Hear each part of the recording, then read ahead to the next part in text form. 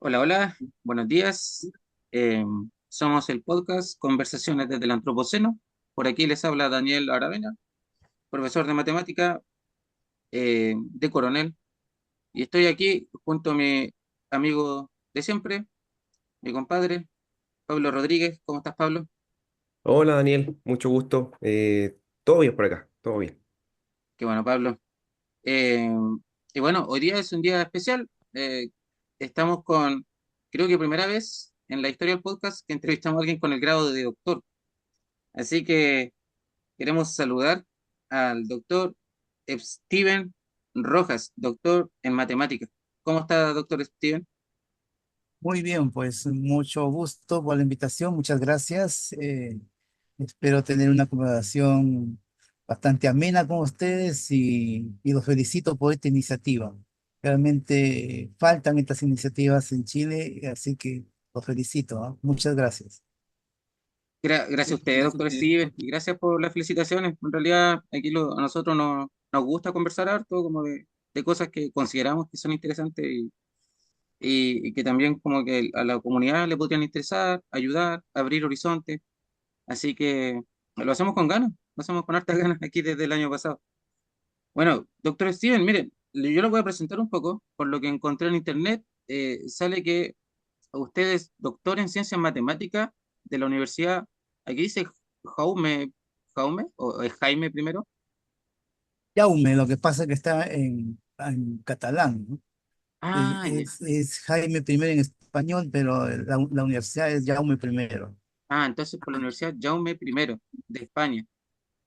Doctor en matemática, entonces en España, doctor Steven Rojas, aquí sale que obtuvo un magíster en matemática en la Pontificia Universidad Católica de Chile. Así es, Y también dice magíster en matemática por la Pontificia Universidad Católica del Perú también. sí. Ah, bien, doctor Steven. Y estudió en la Universidad Nacional Pedro Ruiz de Gallo de Perú. Sí. O Así sea, es. o sea que usted, doctor Steven, viene del Perú, ¿cierto? ¿De qué sector? Sí, lo que pasa es que ya llevo 26 años en Chile. Claro, soy oriundo del Perú, del norte del Perú, que hay una ciudad llamada Chiclayo, conocida como la capital de la amistad en Perú. Desde allá provengo y bueno, ya llevo muchos años acá en Chile y bueno, muy contento de estar acá y muy feliz de pertenecer hoy día a la Academia Chilena, ¿no? En matemática. Y usted trabaja en la Universidad de Magallanes, ¿cierto? Sí, o sea, Sí. en este momento trabajo en la Universidad de Magallanes, ya llevo 14 años acá, pero mi actividad académica de que llegué a Chile ha transcurrido en Santiago, 8 años, una cantidad importante en Santiago, después en Osorno, en la Universidad de los Lagos, y también estuve trabajando en la Universidad Austral de Chile, en Valdivia, antes de venir a Punta Arenas, acá, a la Universidad de Magallanes. Ah, ha conocido harto Chile, doctor Steven. El centro, el sur, sí, desde el norte del Perú. ¿Y usted se sigue comunicando con su familia en Perú? Mira, lo que pasa es que cuando yo vine hacia Chile, ya tenía un camino, un desarrollo académico allá en Perú. Eh, Me conoce mucha gente de todo el país, desarrollé actividad académica en diferentes lugares y esos contactos hasta el día de hoy no lo he perdido, sigo manteniendo contacto con ellos, por supuesto con mi familia allá, pero sobre todo con los colegas peruanos y hoy día ya ha transcurrido mucho tiempo, pero aún así me recuerdan exalumnos que he tenido, que ahora son profesores universitarios, son gente que le ha ido bien en la parte académica, muchos son doctores, algunos trabajando acá en Chile, en Brasil, en distintas partes, y han sido mis alumnos en esa época. Eh, bueno, ¿qué más podría contarte? En Chile ya llevo 26 años y ya también tengo un cierto reconocimiento acá y me siento muy contento por ello, ¿no? En los últimos años, a través de mi página de Facebook, Matemático Humanista, he tenido una connotación ya un poco mayor, de tal manera que en este momento mis actividades académicas se han extendido desde España, México, Centroamérica y América Latina. Así que me tiene muy contento, digamos, esta labor que estoy haciendo, un poco con el ánimo de llevar un poco de cultura matemática a las personas que ya les gustan las matemáticas, tanto a profesores, profesoras, a matemáticos profesionales, a cualquier persona que se interese por conocer algo más de la matemática. Para eso está dirigido todo mi discurso, digamos, y mi pensamiento, para ayudar a la cultura matemática en general. Sí, doctor Steven, así lo conocí yo, así lo comencé a ubicar en Facebook. Hay grupos de profesores de matemáticas donde a veces van publicando también cosas de divulgación y de pronto me empecé a dar cuenta que salían varias columnas suyas, que era un profesor de la Universidad Magallanes y, y ahí empecé a leer las columnas muy buenas, muy interesantes y que yo, a mi juicio, no solo son como interesantes para personas que les gusta la matemática, sino que en realidad usted la escribe tan bien que para cualquier persona esas historias van a ser como entretenidas y buenas de leer. El doctor, mire, hay un diario mexicano que se llama Buzos de la Noticia. Estuve averiguando que es de la Ciudad de México y allí tiene una columna. Entonces, en esa columna, eh, el doctor Steven, con cada cierto periodo, que es seguido, es como cada una semana o 2 semanas, doctor Steven, que va escribiendo una columna de matemática de temas bien interesantes. Así que yo los invito a leer. Él tiene un Facebook, como nos contó, matemático humanista. Y también tiene un Instagram. Me fijé que en el Instagram igual va publicando sus columnas. Y en el Instagram aparece con el mismo nombre, Steven Rojas. Así que invitados a leerlas, y a las personas que les gusta la matemática y las que no les gusta, igual, o sea, o que no les atrae tanto, también, muy invitados a leerlas. Mire, doctor Steven, no sé si sabía, bueno, primero, antes de seguir, vamos a saludar a Cristian Cortés, Cristian Alejandro Cortés, profesor de filosofía, que ahora sí se pudo conectar.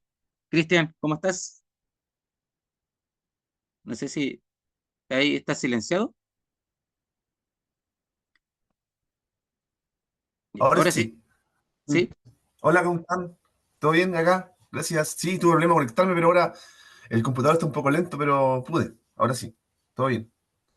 Bueno, aquí Cristian Cortés, profesor de filosofía, y acá estamos con el doctor Steven Rojas, que, ojo, se declara matemático humanista. El doctor Steven eh, le coloca este apellido porque yo también creo, y en eso soy muy como convencido al respecto de que esta división que hacemos entre matemático y humanista, no sé, no debiese ser tal porque al fin y al cabo ambas cosas buscan, por ejemplo, la consistencia y en eso se parecen harto y, y sobre todo, digamos que hasta, no sé, el siglo XVIII, grandes humanistas eran también grandes matemáticos y quizás eso igual es de lo que podríamos hablar hoy día. Entonces, desarrollar un área no implica que a uno no le guste la otra. O sea, la Así verdad es es. que hay que buscar como esa integralidad y por eso también agradecemos acá que el doctor Steven nos acompañe. Doctor Steven, ¿y qué le ha parecido su vida aquí en Chile? Ahora está en Punta Arenas. ¿Qué nos puede contar de cómo es la ciudad allá, ser Sí, académico allá? mire, antes de contestar esa pregunta, me gustaría un poco explicar lo que es matemático humanista, porque me lo han preguntado varias veces y, y no he tenido la oportunidad, digamos, de explicarlo un poco, ¿no? En realidad, yo soy matemático de formación. Toda mi carrera académica es de un matemático.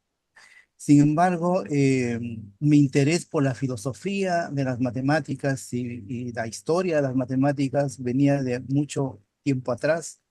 y que lo estudiaba, digamos, en la medida del tiempo que uno dispone, porque en realidad el trabajo matemático no da espacio para estudiar otro tipo de cosas que no sea matemática. Eh, y el hecho de haberme autonombrado matemático humanista es por el simple hecho de que las matemáticas, como cualquier otra actividad, digamos, que hizo ser humano, una actividad inventada por el ser humano, es netamente inventada por el ser humano. Yo en ese aspecto defiendo esa postura y que el hacer de las matemáticas viene desde el hacer de un humano que está inmerso en una historia, está inmerso también en una cierta región, en una cierta idiosincrasia, no está excepto a las actividades políticas, sociales de ningún país donde lo vivió, todo está influenciado. Entonces, ese hacer, desde el hacer de un matemático, y que le quiere dar una mirada un poco más amplia, ¿no? Una mirada más humanística, por así decirlo, de las propias matemáticas. Y lo entendiendo como un conocimiento que puede ser asequible a cualquier persona y que es en realidad el constructo más importante que ha desarrollado el ser humano hasta la fecha. Lo podemos discutir ese tema si gusta. Las características que tiene el conocimiento matemático no las tiene ningún otro conocimiento, ¿ya? Pero también tiene sus limitaciones, el conocimiento matemático. En cuanto a la pregunta sobre mi vivencia acá en la Universidad de Magallanes, bueno, debo decir que he encontrado acá un lugar no solamente hermoso para vivir, no solamente tranquilo para vivir, es un lugar muy apacible, una buena calidad de vida, sino que también he encontrado dentro de la universidad un espacio de trabajo que me permite, digamos, hacer todas estas actividades, estas cosas, y salirme un poco de la industria académica que generalmente está inmerso todos los matemáticos chilenos y del mundo en realidad, ¿no? Y volcar un poco mi experiencia y conocimiento hacia un público mucho más amplio, ¿no? Todo ese espacio me lo ha dado la Universidad de Magallanes, y mi experiencia acá pues es tan fabulosa que yo ya lo he manifestado muchas veces que pienso en morir en Punta Arenas. Así que eso podría contarles de esta hermosa región, ¿no? Y bueno, doctor Steven, que ha sido bien acogido, que se ha sentido a gusto, que, que hay alguien en Punta Arenas que igual está aportando harto. Bueno, esa es una región bien especial. Nuestro presidente es de allí. Yo creo que los puntarenenses tienen cierto sello. Eh, ¿Qué más? Eso, doctor, mire, doctor, esto fue coincidencia del destino nomás. La próxima semana el Ministerio de Educación fijó que es la semana de la matemática. Así que justo estamos teniendo la entrevista acá con usted, y la próxima semana el Ministerio dice que es la semana de la matemática. Pero doctor, ¿por qué dice que el conocimiento matemático es como el más importante, creo que escuché, de la historia? Eh, lo que dije fue que el conocimiento matemático es un constructo mental que es, sin lugar a dudas, el mayor invento humano. El ser humano ha inventado casi todo, casi todo. O sea, la política ha inventado las casas, las construcciones, ha inventado el dinero, ha inventado prácticamente todo. Lo que no hemos inventado son las montañas, el sol, la luna, eso no lo hemos inventado. Pero todo digamos, nuestra civilización es una invención humana que lo ha materializado a veces con cosas reales, como autos, vehículos, etcétera, ¿no? Pero otras veces con constructos mentales, ¿no? Y uno de los constructos mentales que ha inventado el ser humano y que ha permitido estructurar toda nuestra sociedad desde hace más de 5.000 años hacia atrás hasta hoy día, ha sido el conocimiento matemático. Está presente no solamente en la ciencia en sí, sino también hasta en las humanidades, hasta en la filosofía. En todo está presente el pensamiento matemático.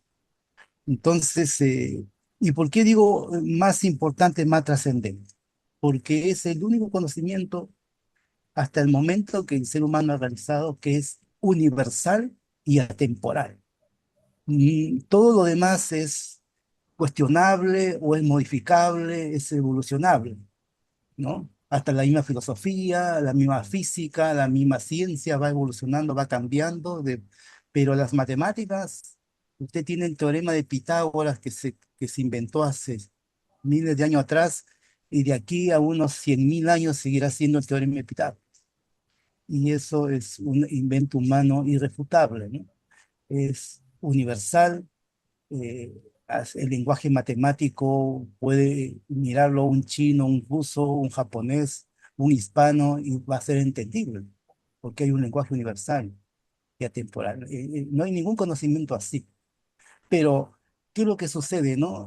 También tiene sus limitaciones, porque sucede que los objetos que estudian matemáticos y que los formaliza a través de fórmulas, a través de símbolos y todo, lo hace para objetos bastante limitados, no, no para todo. Todo no se puede formalizar. Por ejemplo, los sentimientos, el odio, la envidia, ¿no? Ese tipo de cosas, el lenguaje matemático no puede, digamos, modelarlo ni entrar a estudiarlo porque entraría a hacerlo muy complejo el conocimiento matemático. Y el conocimiento matemático, por lo general, es lo más simple posible, preciso, riguroso y simple. Y entonces está hecho para estudiar cosas muy concretas y muy básicas, ¿no? Lo importante sí que ese conocimiento es atemporal y universal. Y por eso que mucho conocimiento humano trata de matematizarse. La biología trata de matematizarse, la sociología, la psicología, hasta la filosofía. Hay una filosofía científica hoy día muy en boga, también para llegar a las verdades. Entonces, todos tratan, ¿no? Entonces, por eso que considero que es el constructo mental más importante aún de que no existe así de manera fáctica. Mire, no existe la matemática de manera fáctica, en el sentido de que nadie ha visto un uno, un dos, un triángulo. Mm. Nadie ha visto una derivada, una integral, no sé. Todo esto es un constructo humano. Entonces, ni siquiera esos constructos humanos interactúan con nosotros. Porque ustedes pueden decir, bueno, pero la gravedad también es un hecho físico que tampoco se ve, tampoco se toca, tampoco se huele nada, pero existe. Pero la gravedad tiene una acción con nosotros. En cambio, un triángulo no tiene ninguna acción con nosotros. Lo hemos inventado, ¿ya? Entonces, y está en la mente humana. Ahí está la matemática.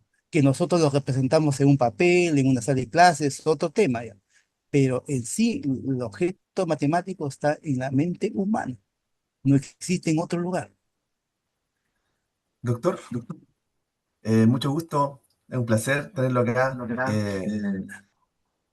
Pero en cuanto a lo que usted dice, me gustaría saber por qué, o si es que no es incompatible el hecho de que la matemática no sea un descubrimiento. ¿Por qué, por qué es un invento y no un descubrimiento? ¿Podría extenderse un poco más en eso? ¿O no, no son incompatibles? Sí, mira, qué buena pregunta porque esa es una discusión prácticamente universal, ¿no? Con decirte que la mayoría de personas, incluidos los matemáticos, sienten que es un descubrimiento, ¿no?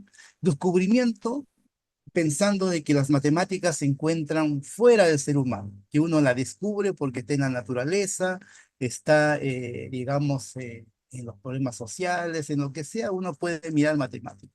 Incluso piensan de que cuando un matemático hace un teorema, está descubriendo algo de lo que ya está fuera, ¿no?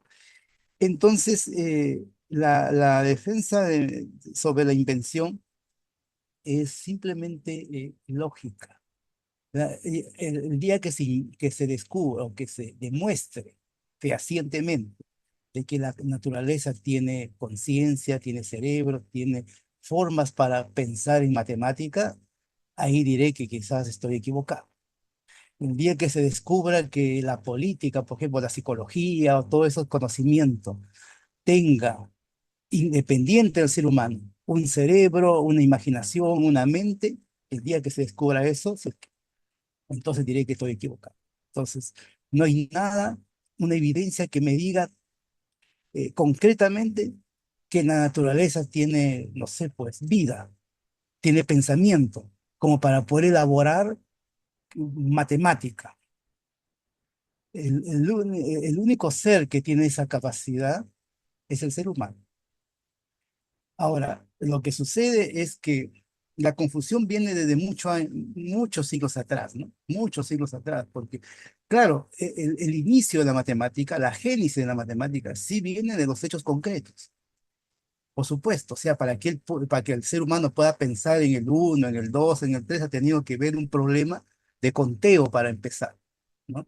Para que el ser humano imagine lo que es un cuadrado, ha tenido que observar un cuadrado, algo que se semeje a un cuadrado, ¿no? En sus inicios. Pero desde que se construyó el primer sistema formal, que fue 300 años antes de Cristo, con Euclides, desde ahí para adelante, eso ya tuvo un rumbo distinto. Ya. Todo fue lógica y deducción, razonamiento. Entonces, desde ese punto de vista, el ser humano inventa, por ejemplo, invento el 2, porque defino un número 2. Invento un triángulo porque hago una definición del triángulo. No, no es que el triángulo, o digamos, esté afuera, que yo lo descubra, porque ahí está. No, no es cierto. ¿Saben por qué? Por esta razón, miren. Hay personas que dicen, si el ser humano desapareciera, ¿ya? Si desapareciera, no hubiera mente matemática, no hubiera nada, todavía existiría el Sol, la Luna, que tiene formas redondas. Y ahí está la esfera, ahí están los objetos matemáticos. Dicen, mucha gente le escucho decir así. Y yo, lamentablemente, les puedo decir, hablan así porque no saben lo que es un objeto matemático. La esfera matemática no es ni el Sol, ni la Luna, ni nada. Se parecerán. Será quizá en una pizarra, ni siquiera lo que tenga una pizarra es una esfera. ¿Por qué? Porque el objeto matemático en sí no tiene ni grosor ni dimensiones. La esfera que uno escribe en la pizarra sí lo tiene. La luna y todo eso tendrán se parecen, pero no son la esfera matemática ni nada que tenga que ver con los objetos matemáticos, porque ese objeto que piensa el matemático está en su mente, no está en la parte material afuera. Entonces, en ese El sentido, mundo de no las son ideas objetos que decía Platón. matemáticos. ¿Cómo dice?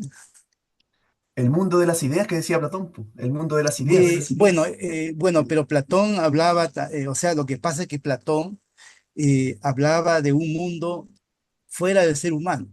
O sea, para él los objetos matemáticos eran externos al ser humano igual, ¿no? Pero nunca él decía de que los objetos están en el cerebro humano, Sí, en el cerebro humano. la palabra verdad, el origen de la palabra verdad viene del griego aletheia.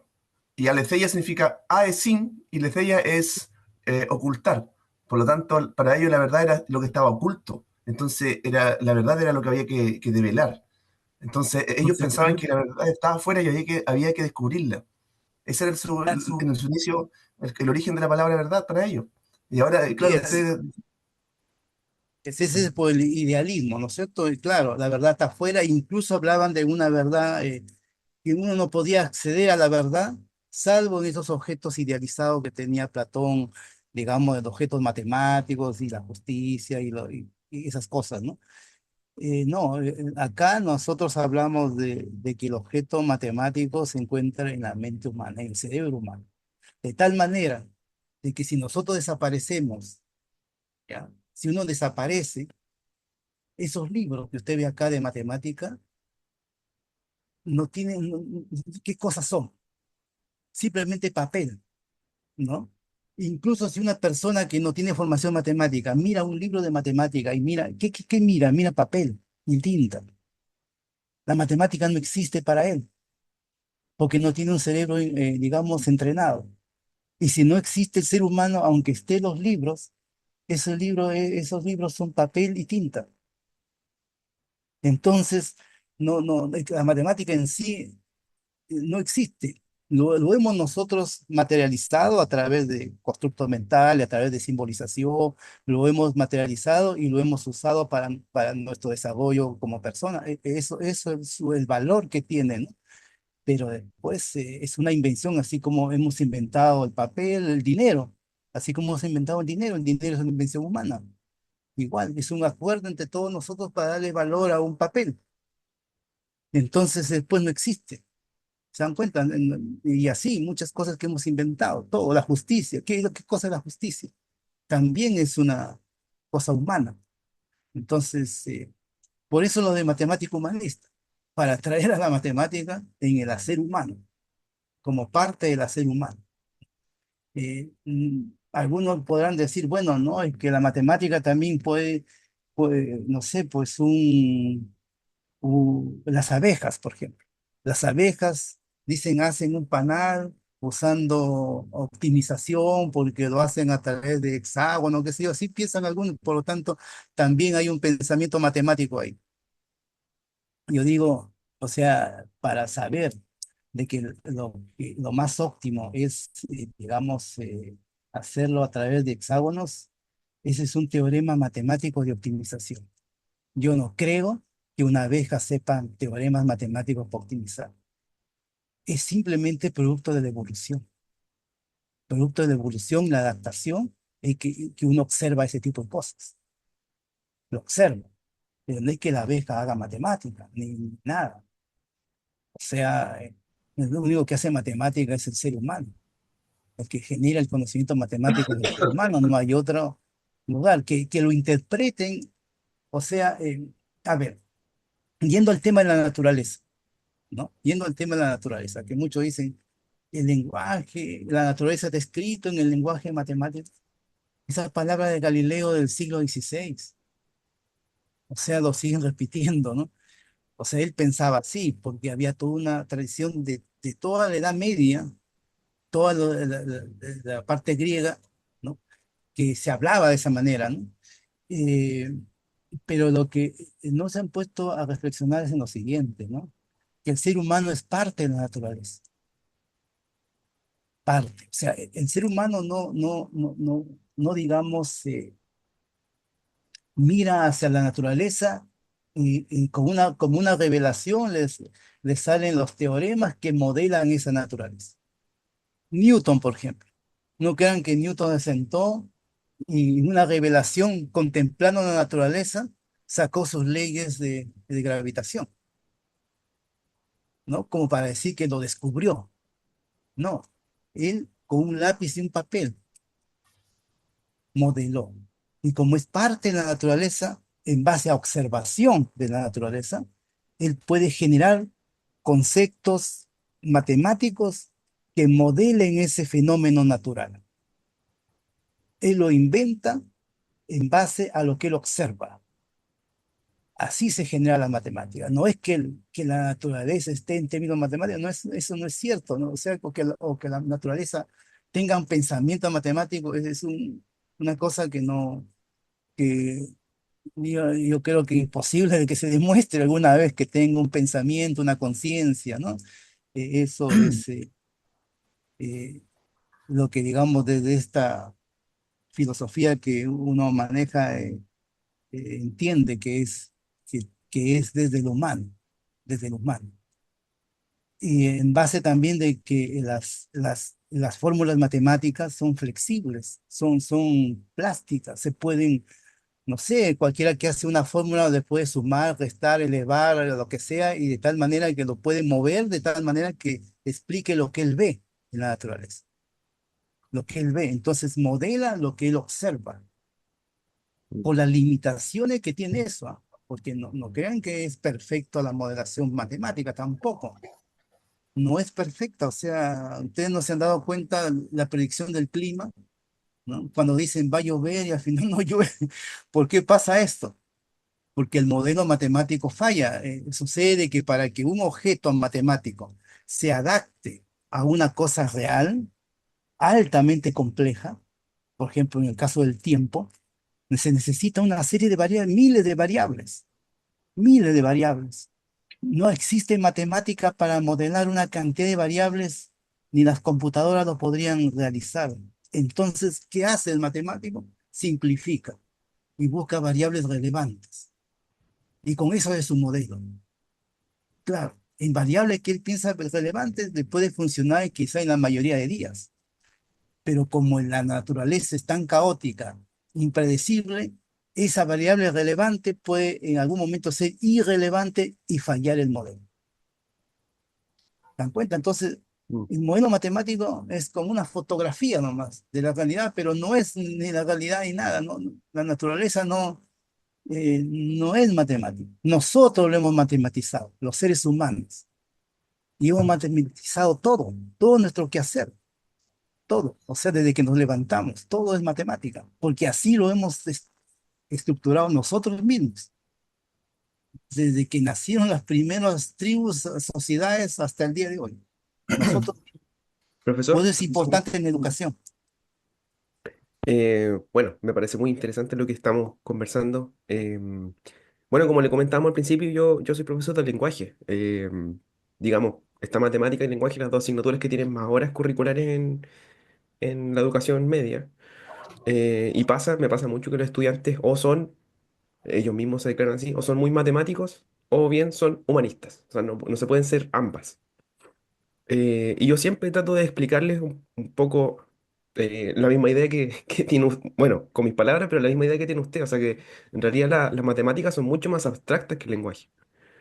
Em, y ahí me tomo un poco de una lectura que es bastante utilizada, a mi parecer, en las universidades chilenas, que es un texto de Bunge, que habla respecto a las matemáticas como la ciencia más abstracta, o sea, no es para nada material. Y él pone el ejemplo de que uno nunca ve un 5 caminando por el pasillo. O sea, en realidad es una abstracción de lo que observamos. Y yo siempre le digo eso a los estudiantes que son más bien matemáticos, que ellos piensan o conceptualizan ese pensamiento matemático como algo estructurado, como algo rígido, eh, y completamente opuesto a lo que es el mundo de las letras. Em, yo siempre trato de decirles que el mundo del lenguaje, que la lingüística, uno ve un texto, o sea, uno lo puede analizar, puede ver esta palabra, y además que el lenguaje sí tiene una materialidad, que son los sonidos. Uno puede estudiar el lenguaje a través de la materialidad. De hecho, hay muchos estudios en fonética y fonología que trabajan en torno a la materialidad del lenguaje. En cambio, las matemáticas no son eso, son una abstracción. Entonces, mi pregunta, profesor, em, ¿qué cree usted que nos ha llevado a esa división que a mí me parece muy extendida? Es decir, o soy humanista o soy matemático. Interesante tu reflexión con respecto al lenguaje y las matemáticas, ¿ah? Porque muchos piensan que la matemática es un lenguaje. He escuchado, lo he visto, ¿no? Y es una cosa que digamos, cuando uno empieza a estudiar un poco del origen del lenguaje y lo que es la antropología también del ser humano, prácticamente, mira, el lenguaje se genera a través del momento en que el ser humano tiene un pensamiento. Entonces, del momento en que el ser humano tiene pensamiento así racional, la matemática está ahí también. Inicia el conocimiento matemático. Estamos hablando de, sí, creo que más de 100.000 años hacia atrás, muchos años hacia atrás. Entonces, se van como de la mano. O sea, si no hay lenguaje, el pensamiento eh, pocas veces se podrá, digamos, exteriorizar, ¿no? Estaríamos como los animales, porque no tuviéramos un lenguaje oral, escrito. Entonces necesitamos de eso. Entonces, es prácticamente lo mismo, lenguaje matemática. Eh, en cuanto a la división, mire, la división viene desde la Edad Media, me parece, porque antiguamente las personas, el conocimiento era todo, las personas estudiaban matemática, música, astronomía, las cosas básicas estudiaban. No había lenguaje, no había cosas de esa división, pero después hubo una cierta división que yo creo, mira, se profundizó, sin temor a equivocarme, ha sido ya en el siglo XX. ¿Ya? ¿Saben por qué? Porque en los siglos XIX, XVIII anteriores, la formación que tenía una persona culta abarcaba casi todo.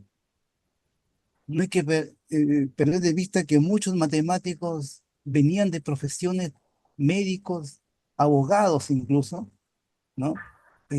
Era su formación y la matemática era como una cosa digamos, de entretención, nomás. Tenían mucha cultura.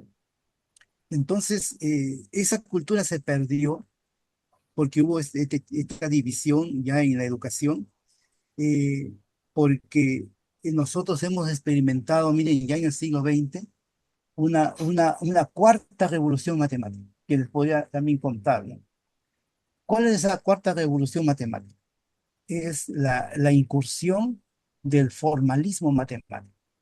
El formalismo matemático que apareció más o menos en los años 30 ha hecho de que esta separación entre humanidades y lo que es la parte científica, matemática en general, una separación. De tal manera que hoy día, digamos, un matemático, una persona que se dedica a las matemáticas, no necesita de saber historia de la matemática para investigar. No necesita filosofía. No necesita saber qué es un objeto matemático, ni saber lo que hemos comenzado hace un rato, porque no es parte de su experticia. Hoy día él hace teoremas solamente. Y eso es a través de un sistema formalizado. Esa es la matemática que hemos conocido nosotros. Y nuestros profesores y nuestros abuelos han conocido una matemática ya así, estructurada. Entonces, esa forma de pensamiento estructurado es bastante opuesto al resto del conocimiento humano, sobre todo la parte humanística. ¿Y saben por qué? Porque el ser humano tiene una libertad de pensamiento que lo dan las humanidades, lo da la filosofía, le da la historia, le da todo, menos en la matemática. En la matemática hay una rigidez, existe una única forma de pensar.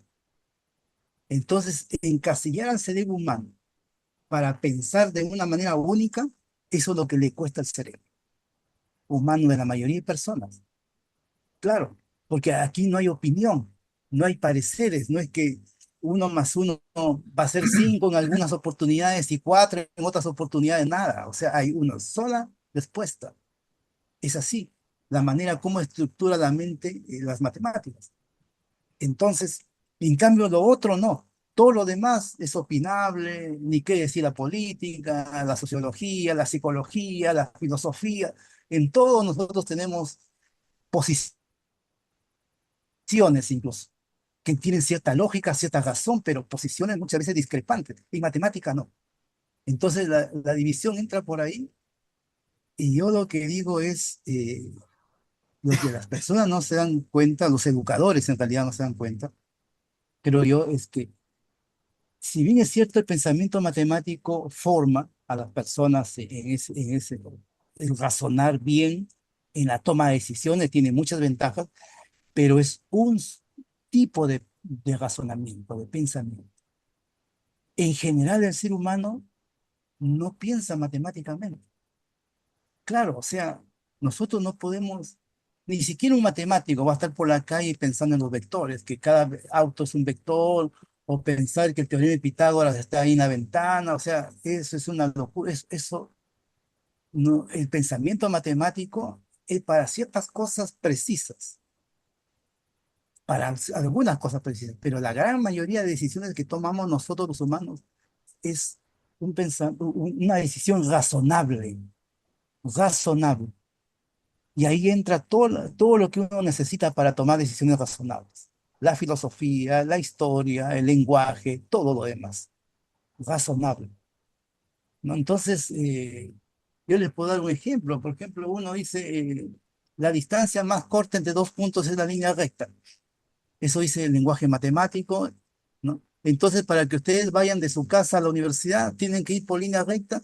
¿Qué significaría eso de manera matemática? Ir con un helicóptero y pasar la línea recta a las calles. Y no es así.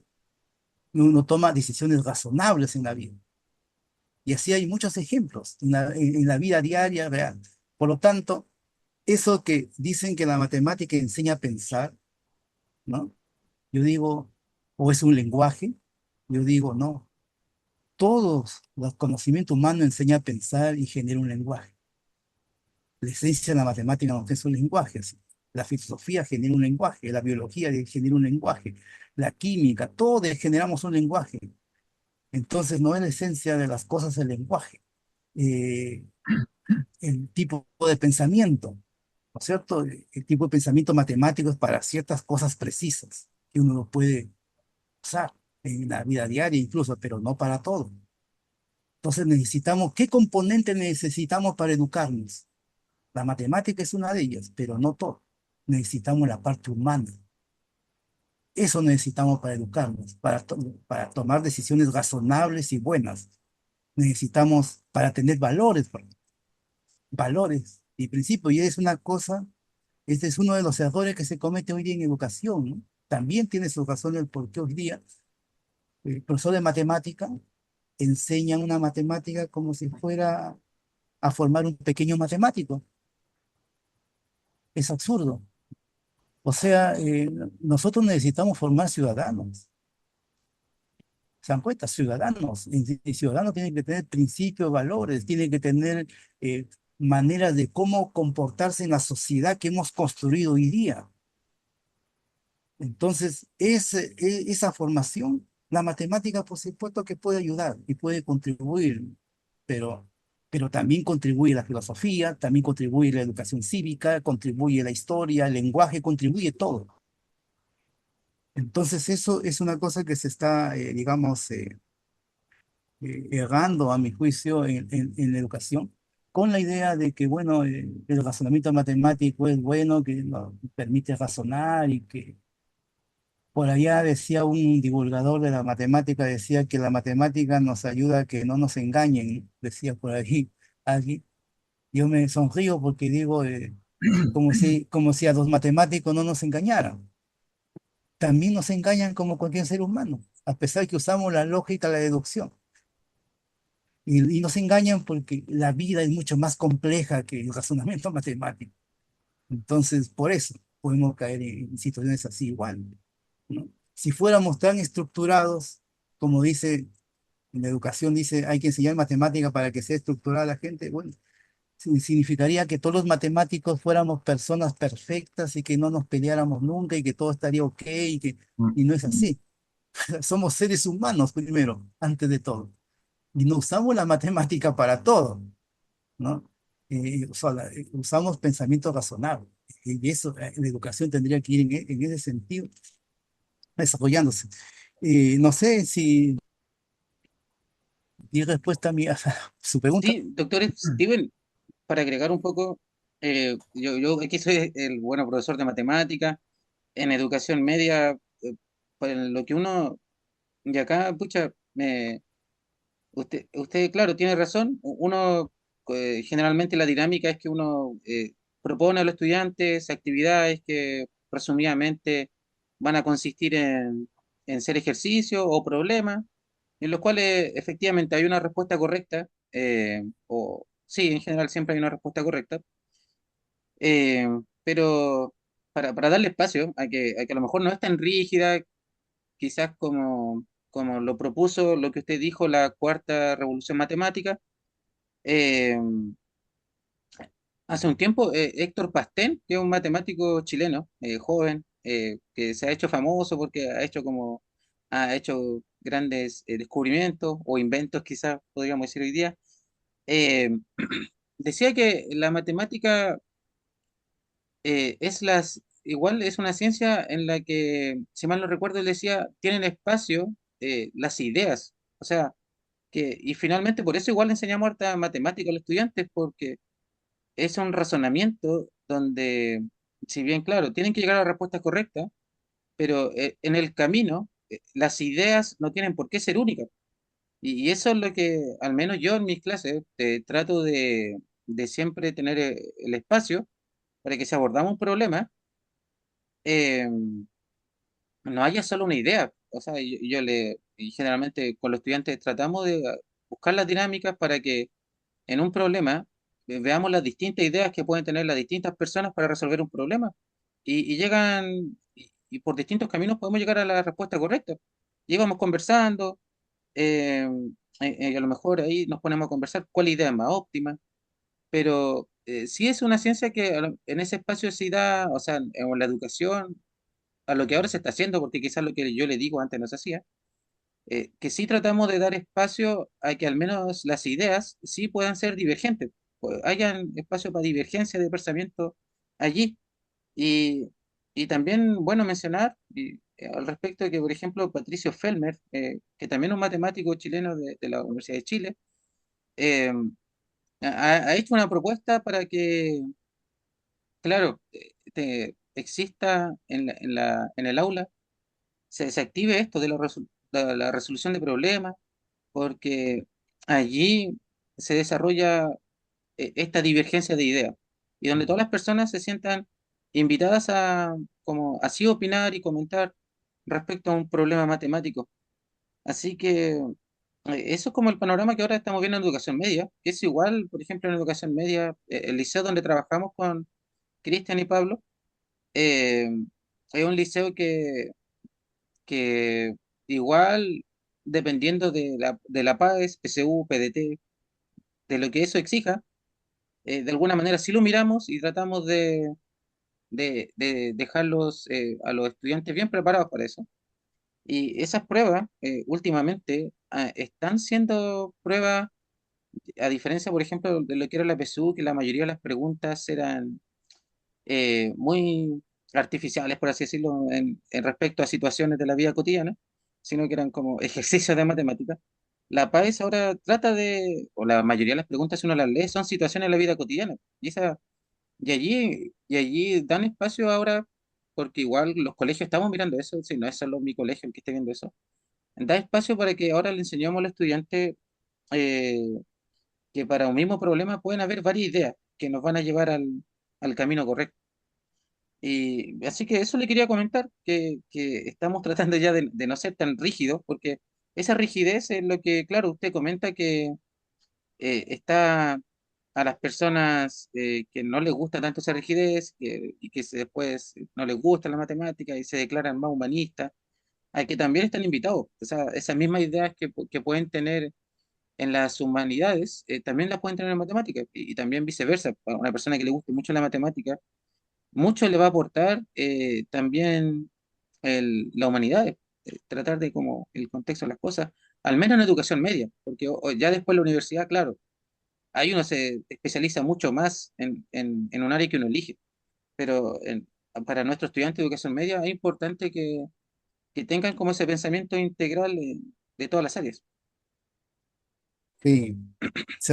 Una pequeña, digamos, paréntesis, ¿no? Sí, Es cierto lo que dices hoy día, ya, digamos, las metodologías han tratado, digamos, de acercar las matemáticas, digamos, a través de resolución de problemas. El tema está, ¿qué tipo de problema le colocas al estudiante? Un problema de ingenio, de que razone como si fuera él un futuro matemático, o es un problema que le ayude a mejorar sus valores, su empatía, su compañerismo o sea, ¿qué tipo de ciudadano estamos formando? Entonces muchas veces se olvida de que la enseñanza media y básica, su objetivo es formar ciudadanos. No es formar pequeños músicos, pequeños deportistas, pequeños historiadores, pequeños matemáticos, sino ciudadanos.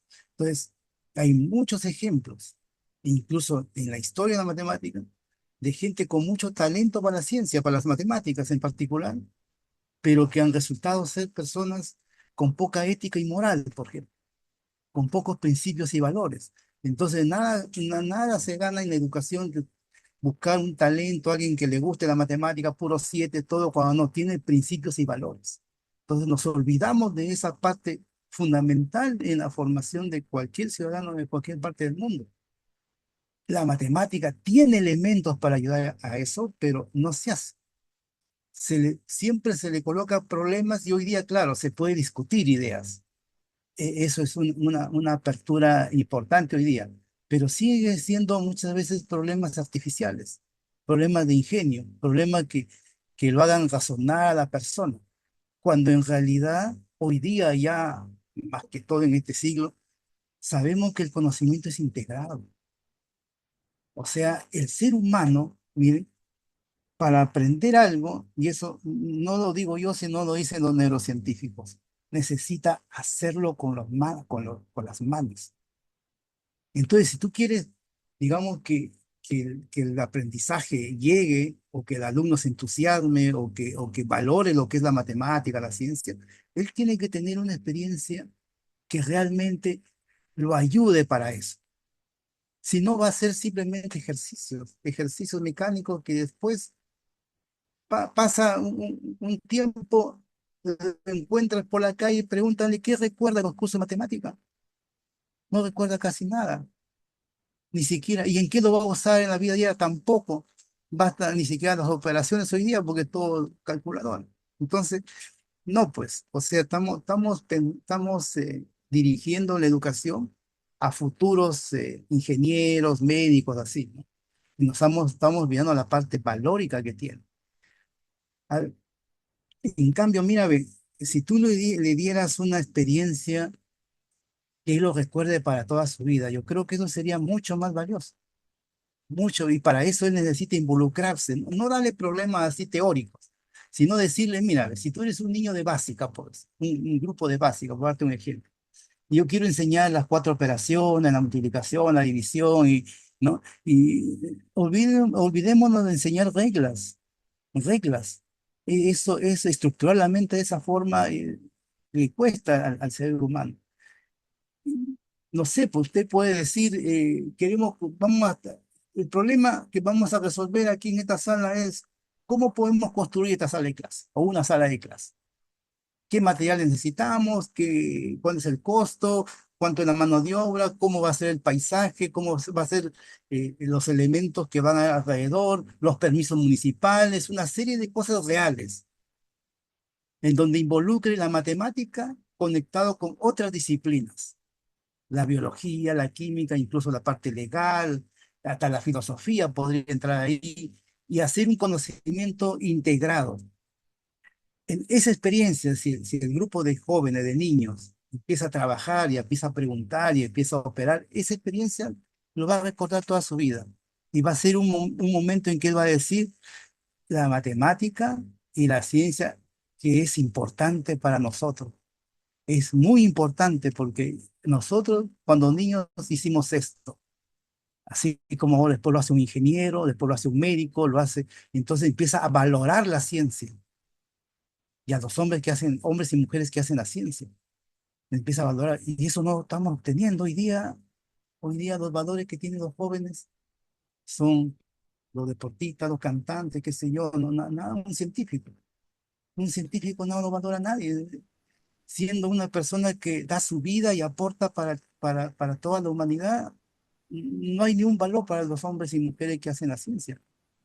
Entonces, eso falta en la educación, falta prepararlos para eso, prepararlos para las dificultades de la vida. Los problemas matemáticos son algunas veces complejos y hay que trabajarlos. ¿Por qué? Porque la vida es así también, no es nada fácil. Entonces, cuando uno lo orienta de esa manera, ¿cómo están saliendo los jóvenes hoy día? Con puros 7, 6, creyéndose que son los más inteligentes y todo, y van a la universidad, y el primer año les va como el forro, su autoestima baja, y se van al psicólogo, y eso está pasando hoy día con los jóvenes, porque no le estamos dando las herramientas para la vida, para ser un buen ciudadano. No le estamos dando esa fuerza, coraje que necesita para enfrentar la vida, y por Dios que la matemática sirve para eso y nos lo estamos orientando de esa manera. Gracias, doctor No Steven, por sé. sus palabras, sus reflexiones al respecto de esta última parte. Nos pasamos de hablar de la matemática como una construcción, ¿cierto?, mental, a la educación.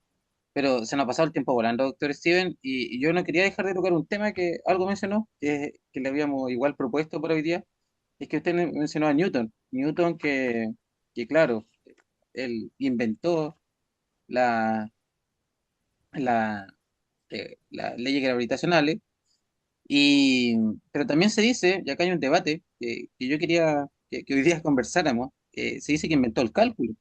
Pero ahí siempre hay como un debate que si fue él o fue Leibniz. Y acá el profesor de filosofía, Cristian Cortés, es un fan número uno de Leibniz. Así que, ¿qué opinión, no sé, tiene al respecto usted en particular, quizás respecto a esa controversia de Newton y Leibniz? Sí, mira, ve, lo primero que quisiera decir es que Newton no inventó la gravitación. La gravitación ya estuvo en la naturaleza. O sea, él lo que observó es la fuerza Claro, de gravedad y él lo que hizo en un papel es observar y modelar con los objetos matemáticos que él inventó. Dio ok, cuenta, digamos, de lo que él observaba y así es la ciencia en general. Él dio cuenta y para eso tuvo que inventar nuevos objetos matemáticos y entre ellos estaba el cálculo, justamente diferencial e integral, que hoy día pues es el motor de todos los cursos de ingeniería y que se utilizan bastante, ¿no?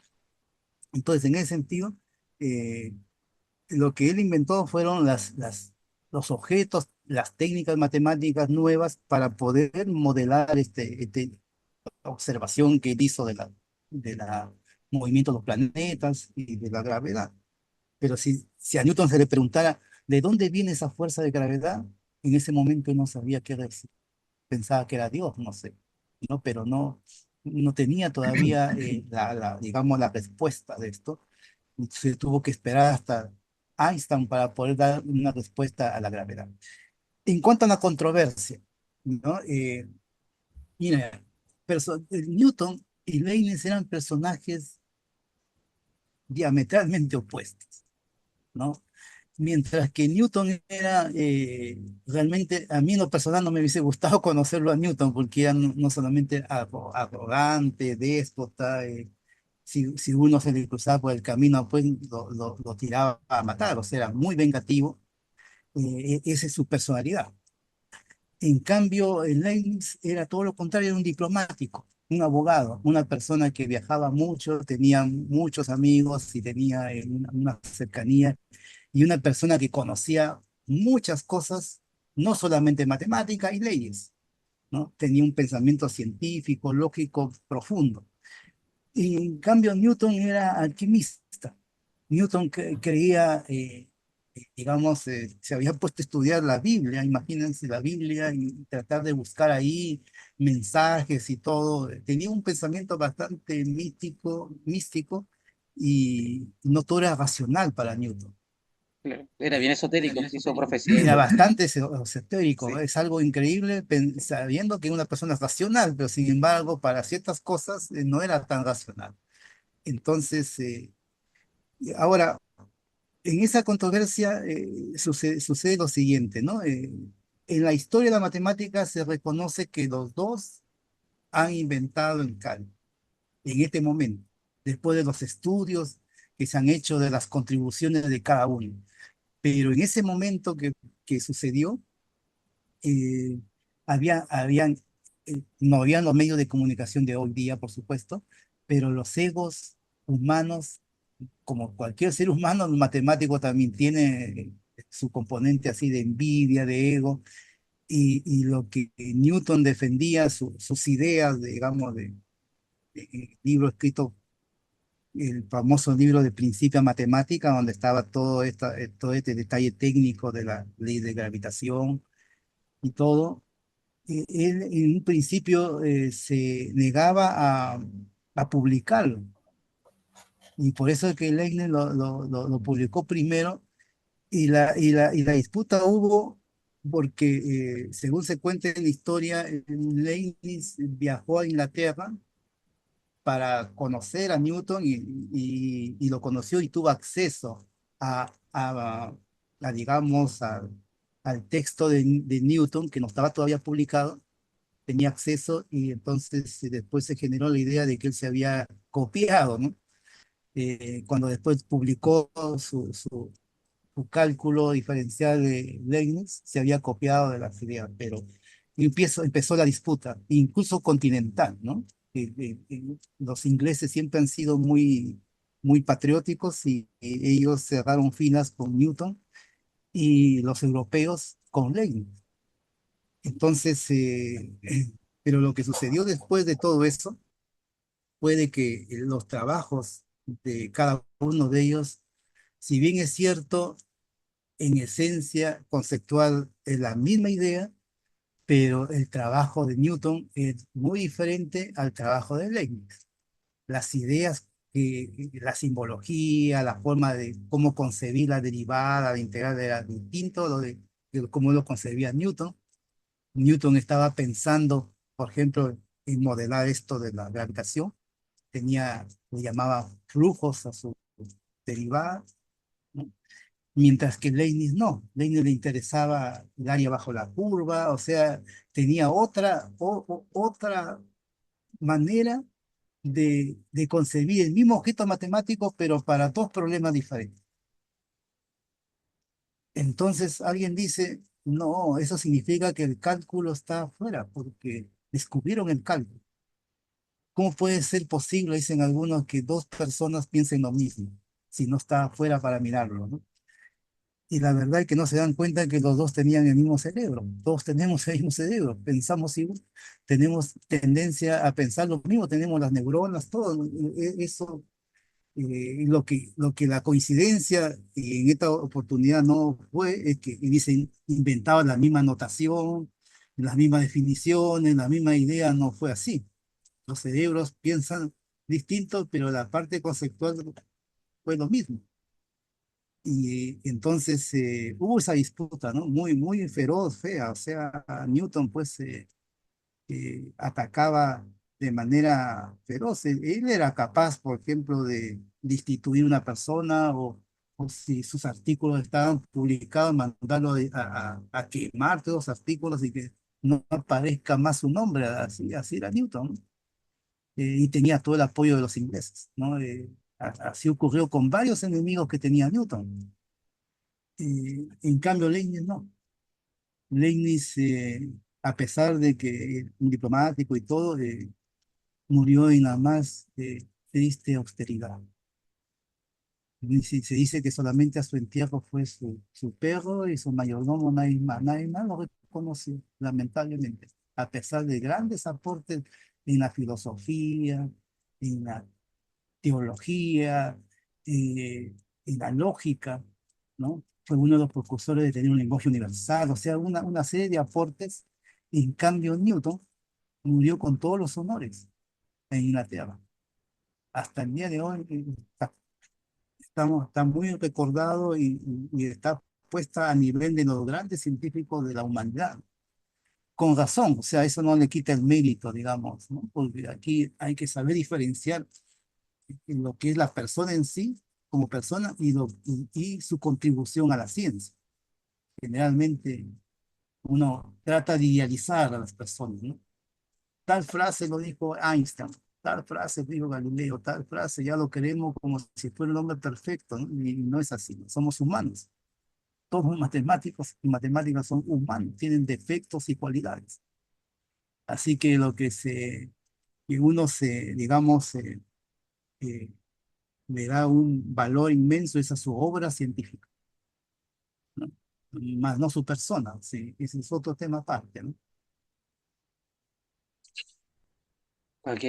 Entonces, bueno, resumidamente, bueno, por lo que usted me contó, Leibniz publicó primero. Sí, y claro, bueno, y él tenía la capacidad de hacerlo, lo hizo por ideas distintas, pero y llegó como al mismo resultado, más o menos lo que decíamos hace poquito.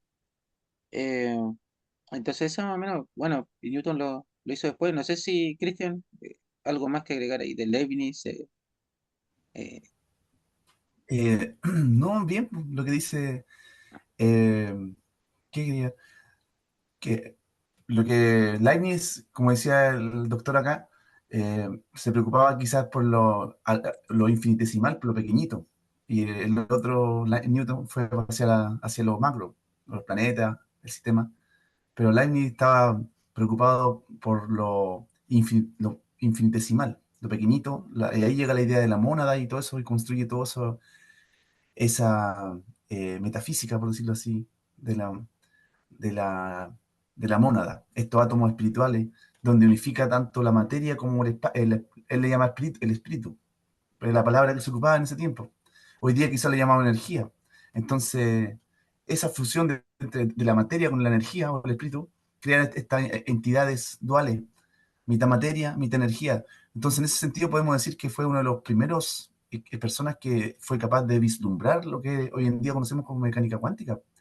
En esos tiempos, obviamente, quizás él como que fue capaz de intuirla, que la materia en esos niveles se comporta como, eh, por un lado, material, corpuscular, pero también, o granular, pero también por este lado espiritual que le da otra ley. Y él, de hecho, la describe esa ley. Él la llama, por ejemplo, él dice que las mónadas no se crean ni se destruyen, pero también habla de que las mónadas con el tiempo tienden a degradarse. ¿Por qué? Porque también son materiales. Como son materiales, también tienden a la entropía. Entonces él está describiendo dos principios que después se conocen de la termodinámica. Entonces él fue capaz de vislumbrar muchas cosas en ese sentido, podemos decir. Pero doctor, yo quisiera preguntarle a lo que usted está hablando, en el sentido de, siguiendo con este asunto de si la matemática se descubre o no, y disculpe que insista en esto, porque para mí es muy llamativo, porque esta línea espiritualista o idealista que viene de la filosofía, que tiende a ver al universo como a una entidad, digamos, con una inteligencia subyacente, y que la matemática es el instrumento que ocupa el ser humano como para intentar descubrir esta entidad, ¿cierto? Este, quizá, ¿qué piensa usted si algún día la matemática, ¿cierto? En vez de ver eh, tener esta visión de la materia como algo inerte, ¿cierto? O no inerte, sino que como lejano, ¿cierto? Como usted dice, que hay que descubrir nomás, que buscamos la forma de que funciona o no funciona, vamos viendo como creando, construyendo, pero si más allá de eso, aceptásemos que en realidad la materia o la naturaleza, o la física, como le llaman los antiguos, eh, en realidad tenga esa noción espiritual, como lo creía Leibniz y muchos otros, y que quizás eso sí puede ayudarnos a tener esta visión de la matemática, o como usted decía, un humanismo nuevo, ¿cierto? Entre los seres humanos, si en realidad nos atreviésemos a confiar, a pesar de que no tenemos pruebas, como usted dice, de que en realidad la naturaleza se comporta o parece ser que existe en una noción más allá de lo físico o inerte, sino que también tiene algo de espiritual, considerando, por ejemplo, también algunos patrones que existen en la naturaleza, como el número phi, los fractales, ¿cierto? O las leyes, las constantes universales, ¿cierto? Y esta nueva ley que habla del el balance fino, donde todas las variables tienen que estar exactas. Entonces, al parecer, hay algo ahí más allá que nosotros todavía no somos capaces de ver digamos, formular, como usted dice, de manera taxativa, pero de que si pensásemos o intentásemos pensar de que en realidad sí hay algo ahí, como una especie de creencia o fe de la matemática, no sé si me explico bien, quizás podría ser una nueva visión de la matemática que está apareciendo. También hay algunas personas, pensadores que creen esto, de que la matemática hay algo ahí, un lenguaje oculto. ¿Qué opina usted de eso? Tú mismo lo has dicho, pues fe, tienes fe, ¿ya? Y fe y ciencia son dos cosas que están disjuntas. La ciencia se basa en la evidencia, no en la fe. Entonces, y se va mejorando y evolucionando, pero siempre pensando en acercarnos cada vez a la verdad con evidencia. En cambio, la fe, como tú mismo lo has dicho, o sea, tú puedes creer o no creer. Hay gente que tiene fe y hay gente que no tiene fe. Entonces, es una cosa, digamos que, ¿para qué discutir algo así, no? Hay temas. bueno, desde mi punto de vista, hay temas que se dan para el lado espiritual y con fe, pero hay temas que son netamente científicos. El tema digamos, de la naturaleza y eso es para la ciencia, ¿no? Y mientras la ciencia no demuestre de que hay una conciencia matemática y todo, entonces ningún científico va a decirte, ¿sabes qué es cierto? La- la- los, las fórmulas matemáticas están ahí en el universo, porque no es así, ¿no? Por lo menos hasta el momento no hay nada que se haya probado de eso. Entonces, ahora, en cuanto a la pregunta sobre las matemáticas, si podría acercarse a este tema espiritual, mira, ve, es cierto que los matemáticos hasta el día de hoy, y lo dije hace un rato atrás, la mayoría son platonistas, la mayoría también creen en lo espiritual, la gran mayoría, pero ese es producto de que no tienen formación filosófica, no conocen de filosofía y tienen una inclinación platónica fuerte, en base también a no haber tenido una reflexión filosófica de su propio hacer, de sus propias cosas que ellos hacen. Entonces, por eso se da eso, porque pregúntale a un matemático qué es un objeto matemático y te va a dar miles de respuestas. Le preguntas a otro y te va a dar otra respuesta. Incluso, pregúntale qué es la matemática y te va a dar una respuesta y le preguntas a otro matemático, te va a dar otra respuesta y así. ¿Por qué? Porque son preguntas filosóficas que no están en el expertise de hoy día de un matemático. Entonces, al no tener formación filosófica para reflexionar sobre esos temas, entonces, claro, creen, digamos, la gran mayoría también lo piensa, ¿no? Y está bien.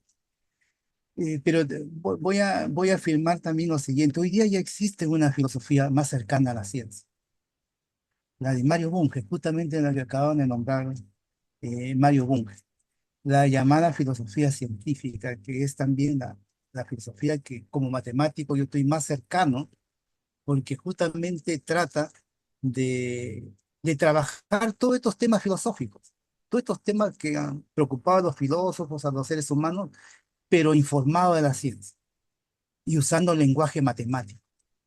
Entonces, si ustedes ven la obra de Bunge, no tiene un tratado de filosofía Bunge, pero espectacular, de 8 tomos, donde él desarrolla todo un sistema filosófico, pero en cada texto hay matemática. Entonces eso hay una barrera porque el filósofo hoy día no tiene formación matemática, a diferencia del filósofo de hace siglos atrás, ¿no? No tiene formación matemática, entonces sigue con la filosofía del posmodernismo, digamos, de esta filosofía del existencialismo, filosofía contemporánea que ha hecho dudar, o sea, es una filosofía que lo hace dudar a todos, ¿no? Incluso dicen, la ciencia, ¿por qué hay que creer en la ciencia? ¿Por qué hay que tener un solo tipo de razonamiento y no pueden haber otros razonamientos, ¿no? Entonces, esta filosofía científica se aleja de esa postura en aras de tratar de llegar a una verdad razonada a través de la información científica y del lenguaje matemático. Entonces, filosofía científica se llama y yo los invito, digamos, a leer un poco. Yo sé que es complejo para el que no es matemático, porque tiene mucha formulación matemática a través de conjuntos y todo, pero le da una solidez al pensamiento y una claridad al pensamiento. Eso es lo que se gana con él. Se discute menos y se formaliza todas las cosas, ¿no? Entonces eso es, yo creo, un gran aporte ya de esta época, del siglo XX, XXI ya, y que esperamos que en el futuro, pues, digamos, busquemos, a ver, busquemos acercarnos a las verdades y dejemos a lo espiritual, al ámbito espiritual. Hay cosas. La cosa de fe es una cosa muy aparte, por lo menos desde mi punto de vista, ¿no? Yo soy como dualista en ese aspecto. Hablando de matemática hay que hablar de ciencia. No se puede hablar de espiritualidad porque no es, la matemática es ciencia. Pero si hablamos de otras cosas, no sé, pues de la muerte, hablamos de, no sé, de Dios, ¿no? Hablamos de otras cosas, entonces ahí uno podría entrar a tener otra discusión, pero yo por lo menos lo separo totalmente, lo separo en aras digamos, de tratar de llegar a una cierta verdad y entender a plenitud qué es la matemática y sobre todo la matemática de hoy día, la contemporánea, la que trabajan hoy día con matemáticas. Entonces, hay literatura sobre eso, yo los invito a leerlo, eh, que habla sobre esto y que, bueno, estamos tratando de difundirlo pues, a través de, digamos, de mis participaciones y tratando también de hacer reflexionar a los mismos matemáticos sobre ese tema, ¿no? ¿No? Esa es una situación. Y por ahí escuché también hablar de mecánica cuántica, parece que escuché.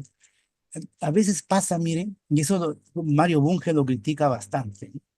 Hay términos que se utilizan, digamos, de tal forma que eh, no están hechos para poder, digamos, explicar cosas, no sé, pues he escuchado, he visto incluso charlas y todo, ¿no? Que todo le meten cuántico y le meten, digamos, palabras que para saber lo que es eso hay que llevar un curso de mecánica cuántica, hay que conocer.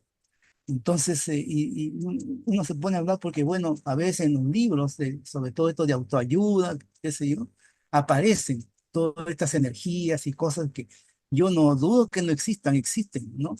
Pero ya llevarlo a un extremo de ponerle palabras técnicas, eso yo creo desinformar a las personas y eso, desde el punto de vista de Mario Bunge y la filosofía científica, se ha cuestionado bastante de esa mala información, pero que vende.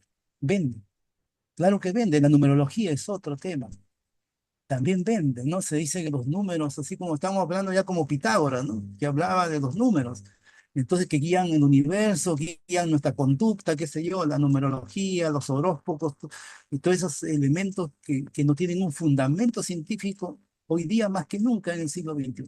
Pero sin embargo, venden y mucha gente cree y tiene fe, ¿no? Y la fe no tiene lógica, es simplemente es una creencia y respetable. Cuando yo por lo menos respeto a todo el mundo que tenga fe, ¿no? Pero cuando hablamos de ciencia, hablamos de matemática, entonces tenemos que ceñirnos estrictamente a la evidencia, ¿no? Y en el caso de la matemática, que no es una ciencia fáctica, que uno pueda hacer un experimento, por ejemplo, la única evidencia que se tiene es el razonamiento matemático. Eso es todo. Nosotros en matemática no usamos laboratorio, no tenemos una evidencia empírica, nada, pero esto, el razonamiento acá. El P implica Q. Eso de ahí. Esa es nuestra verdad y seguimos así hasta la eternidad. ¿Dan cuenta? No hay otra cosa más. Después que se habla de una matemática espiritual, así, bueno, no sé, lo que sí yo podría visualizar en el futuro es lo siguiente, miren. El trabajo matemático hoy día está enormemente difundido. Ya en el año 2000, ya en el año 2000 se publicaban 200 artículos diarios. Imagínense hoy día hay una enorme cantidad de publicaciones. Todo, no sé si tendrá la trascendencia. Entonces el conocimiento matemático se ha extendido a un nivel y ya nadie sabe si lo que se hace es realmente relevante o no. Yo creo que nos falta así a nosotros en matemática combinarlo con una filosofía, con algo que nos permita reflexionar a fondo de nuestro trabajo y detectar cuáles son los problemas realmente relevantes para nuestro trabajo. Y no hacer teoremas por hacer, como está pasando hoy día, ¿no? Hoy día se hacen teoremas como cantidad de papers y todo, en todas partes del mundo, ¿no? Y todo el mundo cree que su trabajo es importante y está bien, pero de ahí a decir de que pueda ser relevante para la ciencia matemática. eh, Yo por lo menos lo dudo en este momento y ojalá eso cambie, ¿no? Eso cambie formando a los matemáticos con un poco más de filosofía de las matemáticas, un poco de historia de la matemática, ayudaría bastante para eso, ¿no? Eso en el futuro yo creo que puede cambiar y eso es lo que yo le he llamado matemática filosófica. Eso falta, eso falta, una matemática filosófica, ¿no? Muchas gracias, doctor Steven. No sé si chiquillos quisieran agregar algo más. Eh, Yo nomás me quería sumar a los agradecimientos. La verdad es sí, que considero que ha estado muy interesante la conversación. Hemos tocado muchos temas y de verdad que le agradezco mucho al profesor su disponibilidad a conversar con nosotros. sí. Miren, yo creo, profesor, que nos quedaron muchas cosas que yo igual le quería preguntar. Están los premios Abel, quería hablar de si nos podía contar un poco su especialización, que leí que es topología. Con respecto a Dios, a veces lo hemos conversado en el podcast, hablar un poco de esto de Kurt Gödel. Y entonces quedaron muchas cosas, quizás que usted nos contara cómo es la niñez de un matemático, cómo se cuenta que es el matemático, hartas cosas, quizás para otra ocasión, ojalá se pueda, eh, pero ha sido una muy interesante, profunda conversación, en varios aspectos reveladora, y en otras, yo creo que quedaron como discusiones y como abiertas, así que muchas gracias por tener el tiempo hoy día, darse el tiempo de poder conversar con nosotros, ha sido de verdad, muy gratificante esta experiencia. Así que muchas gracias, doctor Steven, por su participación hoy. Mírame, yo estoy súper agradecido también con ustedes. Ha sido una conversación amena. Y cuando ustedes gusten, nomás estamos en contacto. Yo podría de nuevo seguir conversando este tema, ¿no? Este tema da para largo. No sé si ustedes han visto, yo tengo un grupo de, digamos, de entrevistas que he dado, ya van por las 12, tocando estos temas también, ¿no? Se llaman Conversando con un matemático humanista, ¿no? Conversando de estos temas y da para largo, pues, ¿no? Da para la discusión y para la reflexión y esperamos que esto sea un granito de arena para contribuir a tener una nueva visión de la matemática Mm, y que digamos, culturizar. Yo pretendo eso, simplemente, ¿no? No convencer a las personas de lo que yo digo, pero sí culturizar, invitar a la reflexión, a la lectura, y que cada uno saque sus propias eh, digamos, definiciones o convencimientos, ¿no? mm, Porque esto es filosofía al final, ¿no? La filosofía es simplemente problematizar las cosas, ¿no? Pero ya filosofar sobre la matemática es bastante interesante y hay que tener formación matemática para ello. Y ese es el problema que también se cuenta hoy día, ¿no? Hoy día, Así es. cuando uno coge, por ejemplo, un libro de filosofía de la matemática, muy pocos autores tienen formación científica. La gran mayoría no tiene formación científica y habla, claro, de los números, de cosas elementales de la matemática y muchas veces erradamente porque no han trabajado como matemáticos nunca. No saben lo que es un trabajo de un matemático. Nunca lo han experimentado. Entonces, eh, yo estoy tratando de hacer esto desde el hacer de un matemático, desde el hacer. Hablar sobre filosofía de la matemática, pero desde el hacer en la experiencia de un matemático. Y para eso, pues, eh, hay que tener información matemática. Esperamos que ojalá más matemáticos se sumen a esto, o filósofos que se puedan estudiar un poco matemática también, para poder también conversar, porque su pensamiento también es interesante, ¿eh? Yo he encontrado mucha gente interesante, digamos, con distintas ideas con respecto a esto, pero como les repito, lo que uno observa es que del momento en que no se hace matemática, no conocen, nunca han descubierto o nunca han inventado un teorema matemático, nunca han hecho esto, lo hablan desde afuera, no saben, por eso, pero si fueran matemáticos y se incursionaran en la filosofía, yo creo que sería un buen aporte para nuestra sociedad, para poder mejorar incluso hasta la misma educación. Así que muchas gracias, pues les agradezco mucho y en cualquier momento cuando ustedes gusten, estoy a su disposición para seguir conversando de estos temas. Muchas Gracias, gracias. doctor Steven. Acá estoy dejando en Gracias. pantalla el canal SEOMAT, donde están las conversaciones que usted me mencionaba. Sí, Aquí anda mi guaguita, no sé si se escucha. Eh, Así que acá está el canal, SEOMAT, y acá están, lo que él decía. Hay también, si alguien quiere seguir profundizando, conversando con un matemático humanista, hay varios videos, creo que aquí dice que lleva 12 donde podamos quizás seguir ahondando en las palabras que nos dice el doctor Steven. También, a ver, vamos a ver si aquí puedo compartirlo. Hay Está, incluso una charla presencial ahí que yo le recomiendo porque sucede de que hablé sobre la enseñanza de la matemática en el posmodernismo, justamente cómo se insertan a nivel del mundo estas ideas pedagógicas de que hay que hacer una matemática lúdica, entretenida, con diapositiva y toda esa cuestión, y de dónde vienen esas ideas y qué repercusión ha tenido en el aprendizaje de la matemática. Ustedes pueden constatar que el aprendizaje de la matemática tiene una crisis tremenda hasta el día de hoy y seguirá en eh, crisis, justamente por estas ideas postmodernas que han ingresado a digamos, a las ideas pedagógicas, ¿no? Entonces ahí tengo una charla que di en este mes de febrero, y que podemos conversar si quieren, tienen interés, digamos, de profundizar en ese tema. Así que bueno, ahí está mi página, por si acaso, para sí, que estoy lo mostrando puedan ver. la página en Los Facebook. chicos, sí, sí, sí, Sí. Un matemático sí, humanista. De aquí sí, se suben las conversaciones que ha tenido el profesor, que se pueden ver en sí, YouTube. Si alguien prefiere leer, también sube sus columnas, que así yo lo conocí, porque empezaron a esparcirse sus sí. columnas. Por ejemplo, su última columna que se subió a su perfil dice, Dios creó los números de Steve Hawking. Entonces ahí Sí. pueden leerlas, son muy entendibles para todo el Va a mundo, llegar esta bien semana la interesantes. de Einstein. La de Einstein, Ah, vamos a estar sobre los atentos a ello. resultados de Einstein va a ser esta semana. Son dos artículos que hablo sobre la parte ya humana de Einstein, ¿no?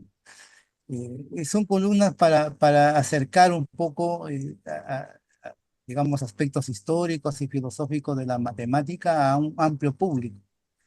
Así que por eso, muy agradecido a los mexicanos, me han recepcionado muy bien.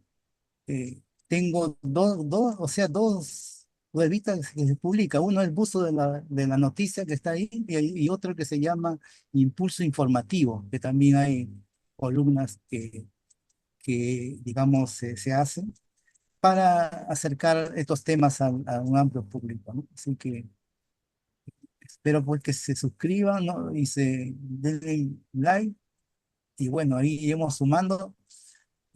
Tengo más de 8.000, digamos, suscriptores ahí en esa página. Esperamos llegar a los 10.000 este año y difundir estas ideas. Ojalá podamos difundir estas ideas a sus estudiantes allá en Concepción.